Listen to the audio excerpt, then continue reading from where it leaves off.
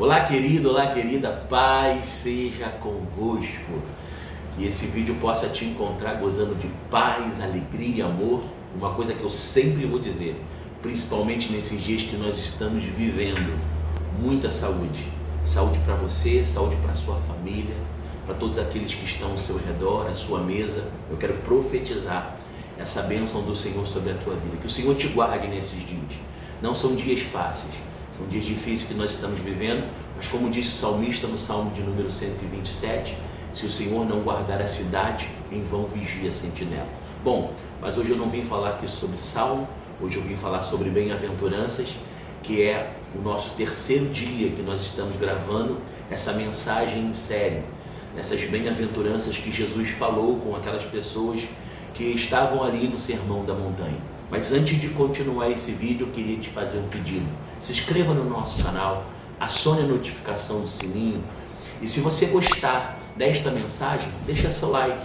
E também interaja com a gente nos comentários, vai ser um prazer para que a gente possa estar interagindo com você e respondendo o seu comentário em nome de Jesus. Amém? Então, Mateus capítulo de número 5, versículo de número 5, é a palavra que nós vamos estar trazendo para vocês hoje nessa gravação, que diz assim, ó: bem-aventurados os mansos, porque eles herdarão a terra. Eu acredito que essa palavra, ela tem duas conotações. Que conotações são essas, pastor? Uma conotação bem incisiva, espiritual, que tem a ver com a nossa salvação, com uma morada que Deus está preparando para a gente. Por isso que ele diz que bem-aventurado, ou seja, os mais que felizes, aqueles que são mansos, porque herdarão a terra. E porque também isso tem uma grande associação, onde está escrito em Gálatas capítulo de número 5, versículo de número 22, sobre fruto de Espírito. E um dos frutos do Espírito se chama mansidão. Então, os mansos herdarão a terra, os mansos serão salvos. Porém, também eu queria trazer uma outra conotação, que eu sei que é espiritual, porém é algo que nós vamos viver também aqui na terra. E essa passagem está lá no livro de João, capítulo de número 17, versículo de número 14. Jesus falando com o Pai, diz assim: disse-lhes a tua palavra, e o mundo os odiou, porque não são do mundo, assim como eu não sou do mundo. No versículo 15 ele vai dizer o seguinte: não peço que os tires do mundo, mas os livre do mal. Não são do mundo, como eu do mundo não sou. Ou seja, Jesus estava aqui nessa terra, apregoando o evangelho, apregoando o seu reino, mas sempre ele disse que o seu reino não era aqui nessa terra. O seu reino era em outro lugar. E ele disse também para o Senhor, para o nosso Pai, para o nosso Deus, que nós estávamos nessa terra, que nós estávamos aqui, estamos aqui nesse mundo, mas não somos desse mundo. Então o que eu quero trazer hoje, essa palavra, e fazer essa associação juntamente com uma palavra terrena. Nós precisamos ser mansos aqui na terra. Não apenas para que a gente cumpra os propósitos e as promessas do Senhor sejam feitas na nossa vida, mas que a gente alcance algumas coisas, para que a gente alcance alguns objetivos. Por exemplo, o objetivo esse, que se nós não tivermos mansidão, ou seja, nós não tivermos equilíbrio, nós não vamos conseguir alcançar algumas coisas. E o ser humano precisa ser equilibrado, para que nós venhamos conseguir alcançar muitas coisas nessa vida, para que a gente possa alcançar e conquistar muitas metas, nós precisamos ter um equilíbrio. Sabe, irmãos, eu estava hoje pensativo na minha casa, essa semana, na verdade, o Senhor ministrava muito ao meu coração sobre a história de Moisés. Sempre que eu trouxer aqui uma bem-aventurança, provavelmente eu vou estar trazendo também uma história para poder interagir com ela. Vamos lá. E essa história é uma história muito conhecida de Moisés. Pensa num homem manso. Pensa numa pessoa mansa e equilibrada como foi Moisés. Desde o momento que Moisés assume a responsabilidade de voltar por Egito para poder libertar o povo que estava cativo debaixo das cargas de Faraó, ele assume ali uma postura de liderança muito especial e muito específica. Ele sai daquela terra com 5 milhões de pessoas aproximadamente, debaixo da sua cobertura, e ali eles vão em direção a uma terra prometida, uma terra que sob o juramento o Senhor tinha preparado para dar aos seus pais por herança. E aí Moisés, ele sai dali daquela terra, nós conhecemos a palavra, eles também não sabiam ainda, mas nós já sabíamos que aquela viagem duraria 40 dias, mas porque o povo desobedeceu, o povo murmurou, ela passou a durar 40 anos. Mas quando eles saem do Egito e eles encontram um primeiro obstáculo, e esse obstáculo se chama Mar Vermelho, aí começou a provação de Moisés para ser usado no seu equilíbrio e na sua mansidão. Quando eles veem aquela imensidão de mar e pararam junto, frente do Mar Vermelho, eles olharam para trás e viram que o faraó e os seus cavaleiros estavam vindo atrás daquele povo, estavam vindo capturar novamente aquele povo. E rapidamente algumas pessoas daquele povo chegaram até Moisés e disse: Moisés, eis aí o mar agora na nossa frente, e agora Faraó está vindo para poder nos buscar. Ele vai nos matar aqui no deserto. Ele vai nos ferir aqui no deserto. Moisés, o que nós vamos fazer? Será que nós não deveríamos ter ficado lá no Egito? Será que não haveria para a gente lá sepulcros? Será que não havia túmulos para a gente? Ou seja, aquelas pessoas estavam mais preocupadas aonde elas iam ser sepultadas do que acreditar na promessa que Deus tinha feito para eles. Pois bem, naquele exato momento, a gente vê o primeiro ponto de equilíbrio, o primeiro ponto de mansidão de Moisés. Moisés não ficou desesperado por causa do faraó e dos seus cavaleiros, não ficou desesperado pela reclamação daquele povo, mas Moisés foi falar com Deus. E ele clama ao Senhor, e quando ele clama ao Senhor, Deus fala com ele. Deus fala com ele da seguinte forma: Moisés, por que clamas a mim? Diga ao povo que marche e toque nessas águas. E você conhece a história. Moisés tocou nas águas, as águas se abriram e o povo passou de pés enxutos, mas Faraó e os seus cavaleiros pereceram ali. Deixa eu te falar uma coisa, irmãos. A Bíblia fala que não houve profeta como Moisés. Com os outros profetas, Deus falava através de sonho, através de visão e de revelação. Mas com Moisés, Deus falava face a face. Então Moisés toma essa autoridade para si e utiliza uma coisa chamada mansidão. E assim foi diante toda a história. Em cada momento de luta, em cada momento de desespero, o povo reclamava. Quando chegaram a um certo lugar, o povo disse para Moisés, toda vez que o povo parava para falar com Moisés, acusava Moisés de tirar ele do Egito, seja por falta de água, seja por falta de comida, seja por falta de qualquer coisa. Eles pediram água e eles reclamaram, e Moisés foi lá, pegou o cajado, tocou, saiu água da rocha. De repente, eles estavam em uma certa situação que sentiam fome, e todas as vezes reclamavam com Moisés, brigavam com Moisés. Moisés, você tirou a gente do Egito para a gente morrer de fome aqui, a gente não tinha lá comida no Egito para comer. Aí Moisés ora ao Senhor e Deus manda um maná do céu que aprove que aquelas pessoas, que aquela população, que aquela nação comesse aquele alimento e subsistisse durante um bom tempo. Mas depois reclamaram de novo. E a reclamação porque eles queriam comer carne, porque diziam que no Egito eles tinham carne para comer. E aí mais uma vez, mais uma reclamação. E mais uma vez, Moisés se manteve equilibrado. Moisés teve mansidão e orou ao Senhor. E o Senhor ouviu a oração e mandou cordões do céu. Eles foram adiante, caminhando, a viagem era longa, e o povo murmurando, e o povo reclamando. Reclamou tanto que quando chegaram em um certo lugar, acharam água, mas as águas não eram doces, eram as águas de Mara, águas amargas. E aí Moisés vai e coloca o cajado, depois de tanta reclamação, mas com muita cautela, com muita sobriedade, com muita mansidão, coloca o cajado na água e as águas se tornam doces, se tornam potáveis para eles beberem. E assim foi. Por muito tempo, por muitas reclamações, Moisés se permaneceu manso. Mas aconteceu um fato, que quando Moisés chegou num lugar chamado Refidim, e aí encontraram ali falta de água. E mais uma vez o povo reclama com Moisés.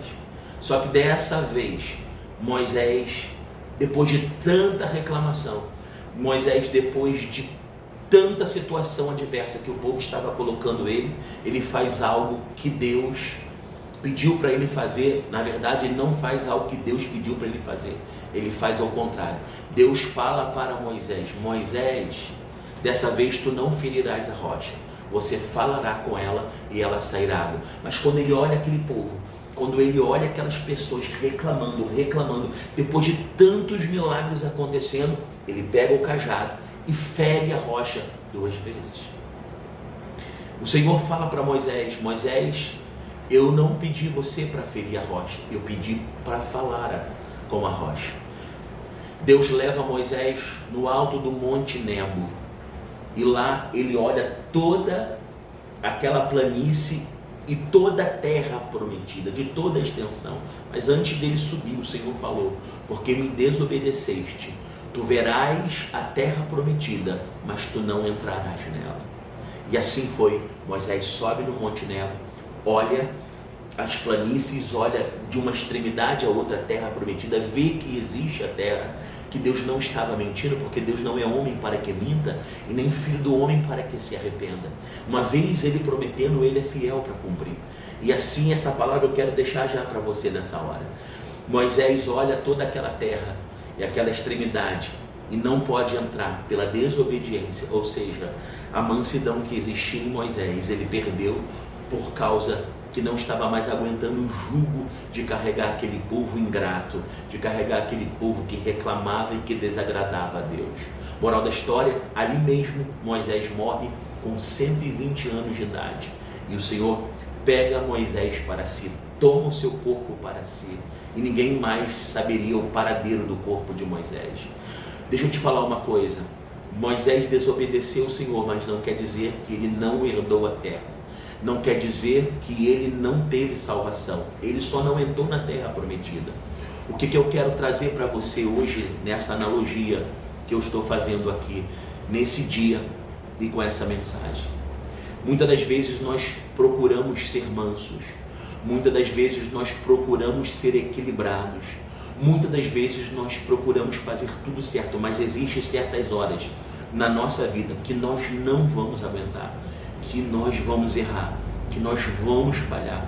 Mas aí nós vemos a graça, nós vemos Jesus que veio e que morreu por nós e que nos deu uma chance e que nos deu uma oportunidade, a mesma oportunidade que ele deu para o cego, para o paralítico, para a mulher que foi pega no ato de adultério, que não tinha mais acusadores para acusá-la. A mesma oportunidade ele está dando para a gente nesses dias. Mas eu quero te dizer uma coisa: procure ser manso, procure ser equilibrado, porque se você for manso, se você for equilibrado, você vai herdar a terra, você vai alcançar os seus objetivos. Eu quero deixar também uma palavra que está no livro de 2 Coríntios, hoje eu estou passeando um pouco pela palavra, que está em 2 Coríntios, capítulo de número 4, versículo de número 7 ao versículo de número 9, que diz: temos, porém, esse tesouro em vasos de barro. Esse vaso de barro sou eu e é você, para que a excelência do poder seja de Deus e não de nós. Em tudo somos atribulados, mas não angustiados, perplexos, mas não desanimados, perseguidos, mas não desamparados, abatidos, mas não destruídos. Nós podemos passar por lutas e por tribulações, por dificuldades, como diz o apóstolo Paulo na carta de Coríntios. Nós podemos passar por tribulações, mas nós não vamos ficar angustiados, perplexos, não desanimados, abatidos, mas não destruídos, assim diz o Senhor. Não deixe que as lutas do dia a dia, meu irmão e minha irmã, não deixe que as provações do dia a dia venham parar você. Não deixa que tudo aquilo que está acontecendo, que é contrário à sua vida, roube a sua essência.